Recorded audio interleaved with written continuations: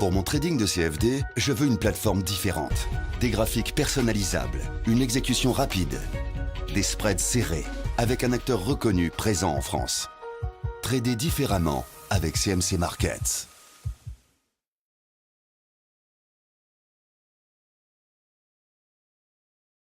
Bonjour, content de vous retrouver pour cette nouvelle revue hebdomadaire des marchés. On va commencer par l'indice parisien, l'indice phare parisien, le CAC en unité de temps hebdomadaire. Finalement, les choses sont dans la même veine que la semaine dernière. On constate qu'on a connu une décrue très importante et le temps est venu pour sans doute un moment d'arrêt dans cette décrue. On n'a pas effectué de plus bas cette semaine, bien au contraire, on termine plus haut qu'on a entamé la séance, c'est le sens de ce corps vert. Néanmoins, les indicateurs techniques demeurent très dégradés. Regardez le MACD qui est dans sa zone négative et en dessous de son signal. Le stochastique est en dessous de 20 dans sa zone de survente, la zone où les baissiers sont toujours aux commandes et le momentum est négatif. On pourra quand même remarquer qu'il y a un signe assez fort qui est ici la triple divergence baissière, haussière cachée sur indicateur. Regardez, que ce soit sur le MACD, le stochastique ou le momentum, on fait des plus bas, alors que sur la même période de temps, sur l'indice parisien, on n'a pas fait de plus bas. Ça veut dire qu'il y a une divergence haussière cachée et il faut s'en méfier. C'est un petit peu tôt sans doute pour acheter, mais en cas de réaction intéressante au niveau des cours, on serait sans doute prêt pour un rebond technique d'amplitude, d'ampleur. D'ailleurs, lorsque l'on regarde l'analyse chartiste du CAC, on voit que pour l'instant, on a trouvé un support solide sur les 4200 à peu près. Ça fait 3 semaines que on essaye de casser ces niveaux en clôture, mais finalement, si on arrive à aller en dessous en semaine, en clôture, on termine toujours au-dessus des 4200. Autrement dit, les plus bas sont pour l'instant racheter. Il est d'ailleurs pas impossible que l'on n'aille pas chercher l'objectif maximal des 4080. On a quand même bien consolidé par rapport aux objectifs du BISO. La zone des 4200 semble pour l'instant solide. Une analyse Ishimoku du CAC tend à partager en fait les conclusions de cette analyse traditionnelle, puisqu'on voit que nous sommes arrivés sur le nuage là. Et ça fait 2 semaines de suite que ce nuage joue son rôle de support. Je vous rappelle que tant que l'on se maintient au-dessus du nuage, on est en tendance haussière. Si on l'intègre de manière significative, on basculera en tendance neutre, mais vous voyez que finalement on arrive à se maintenir au-dessus du nuage. Néanmoins, il faut voir que la Chinku ou la lagging span est toujours en dessous des cours. Pour valider la tendance haussière, d'un point de vue de trading, il faudrait que la Chinku repasse au-dessus des cours. Là, si vous voulez, la Chinku qui joue un rôle de filtre ne valide pas pour l'instant une prise de position haussière. En tout cas, on n'est pas en tendance baissière.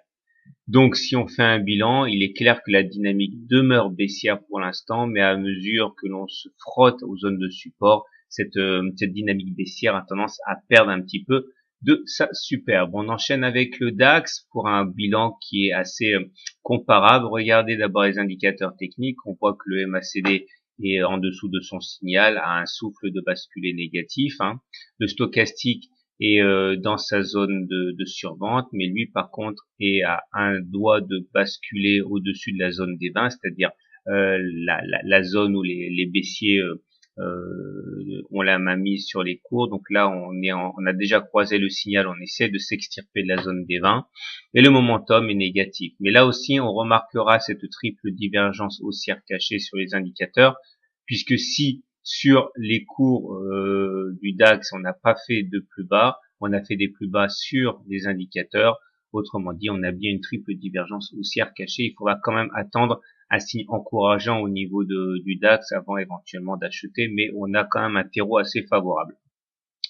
Au niveau purement chartiste, on voit que là aussi les supports de la semaine dernière ont tenu. On a pris appui après avoir cassé ce canal de moyen terme sur le niveau des 9000 points. Ce niveau des 9000 points semble pour l'instant tenir le choc. Ça ne préjuge en rien de la suite des événements, mais en tout cas à court terme, il semble bien qu'on ait envie de s'accorder un petit répit au niveau du DAX, hein. Et au niveau Ishimoku, les conclusions sont sensiblement équivalentes. On n'est pas en tendance baissière, mais là vous remarquerez que le nuage n'a pas réussi à renvoyer les cours vers le haut. Donc on peut clairement établir en termes de terminologie Ishimoku que la tendance haussière est cassée, puisqu'on n'est plus au-dessus du nuage, on est à l'intérieur du nuage. Mais de la même manière, tant qu'on ne sera pas en dessous du nuage, on ne sera pas en tendance baissière. Donc là, tout simplement, c'est un coup d'arrêt à la tendance haussière qu'on est obligé de constater. Donc un bilan très très proche de celui du CAC, hein. On est toujours en tendance globalement baissière en termes de dynamique, hein, mais avec les supports qui se développent et qui se rapprochent et qui font rempart, eh bien on sent que cette dynamique baissière a tendance à perdre un petit peu de sa virulence. On enchaîne avec les indices américains pour constater que du côté américain, eh bien franchement, c'est une forme olympique à laquelle on peut assister. On va commencer par le S&P 500. Alors, on s'offre une belle bougie de rebond technique, hein, cette semaine, puisque vous regardez, on clôture bien plus haut qu'on a commencé la semaine. Déjà la semaine dernière, on avait eu un doji ici avec une clôture bien au-dessus des plus bas de la semaine. C'est confirmé cette semaine. Le MACD malheureusement demeure en dessous de son signal, mais le stochastique lui passe au-dessus de son signal et le momentum se maintient à flot en zone positive, même si on se rapproche dangereusement de la ligne des zéros. Il n'y a pour l'instant pas grand-chose à craindre. Il demeure que revenir sur les plus hauts, eh bien, risque de mettre en lumière des difficultés. On y reviendra, le cas échéant. L'analyse chartiste nous montre qu'on a réussi pour l'instant à préserver le biseau ascendant. Regardez, il y a eu une incursion en dessous du biseau la semaine dernière, mais finalement, in extremis, on a clôturé à l'intérieur et cette semaine, on confirme bien que l'impulsion haussière est là pour montrer qu'il y a des velléités haussières et qu'on ne veut pas casser ce biseau par le bas. Mais attention, souvenons-nous des stats, hein, les biseaux ascendants généralement se cassent par le bas et pas par le haut. Donc, en tout cas, pour l'instant, on a un répit, mais on a toujours cette épée de Damoclès au-dessus de la tête. Si on fait un détour du côté du système Ishimoku, rien à signaler, tout va très bien. Les cours sont au-dessus de la Tenkan, au-dessus de la Kijun, au-dessus du nuage, et la Chinku valide, hein, puisque on est dans une situation où la Chinku est au-dessus des prix. Donc tout se passe pour le mieux. Le Nasdaq à présent, avec un profil très similaire, voire même encore meilleur que celui du SP500, puisque le MACD est au-dessus de son signal, est en train de nous gratifier d'un non-croisement haussier, c'est très bien. Le stochastique est toujours au-dessus de 80 et le momentum est positif. Franchement, le Nasdaq est dans une forme resplendissante. Alors, ce qui est un petit peu inquiétant, c'est qu'on est toujours en train d'évoluer dans cette espèce de biseau droit d'élargissement ascendant dont on sait que statistiquement, il casse plutôt vers le bas. Pour l'instant, on joue les funambules, hein, en se promenant le long de la partie haute. Là aussi, il faudra suivre de près cette semaine le dépassement des précédents plus hauts qui risque justement de montrer les forces et faiblesses du Nasdaq. Le système Ishimoku ne tire aucune sonnette d'alarme, bien au contraire, hein. On est au-dessus de la Tenkan qui nous a bien servi de support, au-dessus de la Kijun, au-dessus du nuage, la Chinku est au-dessus des prix. Rien à signaler du côté du système Ishimoku.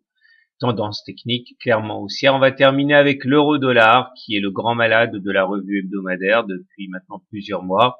Le MACD est sous son signal, il est négatif, le stochastique est en dessous de 20, le momentum est négatif. Maintenant, il faudra quand même remarquer que nous avons une divergence haussière cachée sur le momentum, hein, comme d'habitude, non pas haussière cachée, pardon, une divergence haussière simple, puisque l'euro-dollar fait des plus bas, mais le momentum refuse de faire des plus bas. Donc ça, attention, c'est tout à fait possible qu'on soit en train de bâtir les fondations d'un rebond technique.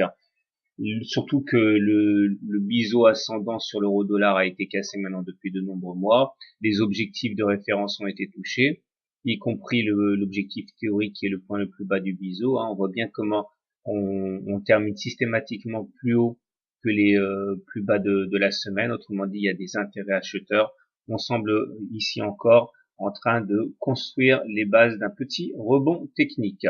Le système Ichimoku nous montre qu'on n'a pas encore basculé en tendance baissière sur l'euro-dollar, puisque vous l'avez compris maintenant, on est dans le nuage. Donc certes, on n'est pas en tendance haussière puisque ça fait maintenant 4 semaines qu'on a intégré le nuage, mais on n'est pas non plus en tendance baissière. Et même si on devait clôturer la semaine prochaine à l'extérieur du nuage, n'oubliez pas qu'il faut deux bougies consécutives pour valider les cassures importantes de ligne Ichimoku. Donc pour faire simple, le contexte il est très dégradé, il ne faut pas se voiler la face sur l'euro-dollar, mais là encore on est sur des zones de rebond, donc on pourrait bien assister à un répit. Voilà, je vous souhaite une bonne semaine, de bons trades et à la semaine prochaine pour une nouvelle revue des marchés.